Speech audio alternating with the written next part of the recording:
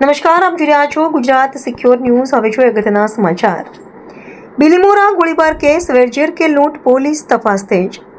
ધોળા દિવસે ગોળીબાર, બિલીમોરામાં કાયદો વ્યવસ્થાનો ખુલ્લો પડકાર। રાજભોગ નજીક આવેલા ચંચલ જ્વેલર્સ આગળ આજે બપોરે અચાનક ફાયરિંગની ઘટના બનતા જ વિસ્તારમાં અફરાતફરી મચી ગઈ હતી।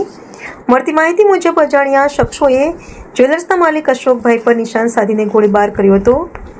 ગોળી અડીને નીકળી જતા તેઓ ઇજાગ્રસ્ત થયા હતા, પરંતુ સદભાગ્યે મોટી જાનહાનિ ટળી હતી।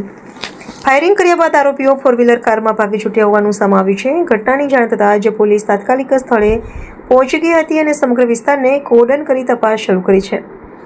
ઇજાગ્રસ્ત અશોકભાઈને મંડલિયા હોસ્પિટલ ખાતે સારવાર માટે ખસેડવામાં આવ્યા છે। હવે સવાલ ઊભો થાય છે કે શું આ જૂની વેરઝેરનું પરિણામ છે કે પછી લૂંટનો પ્રયાસ? ડીવાયએસપી ગોયલ દ્વારા માહિતી આપવામાં આવી છે કે પોલીસ સીસીટીવી ફૂટેજના આધારે આરોપીઓ સુધી પહોંચવા માટે ઝડપી કાર્યવાહી કરી રહી છે। અહેવાલ ભાવેશ રાઠોડ, ગુજરાત સિક્યોર ન્યૂઝ, નવસારી।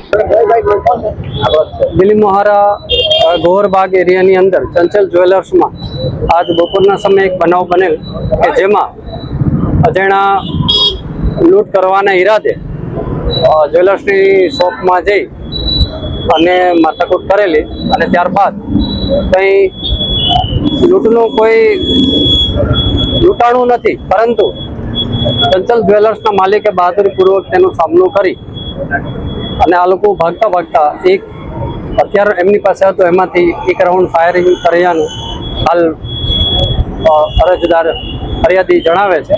હાલ ફરિયાદ લેવાની કાર્યવાહી ચાલુ છે, તેમજ આને લઈ જિલ્લા અને આજુબાજુનું વલસાડ અને સુરત ગ્રામ્યની અંદર નાકાબંધી તાત્કાલિક કરી દેવામાં આવેલી છે।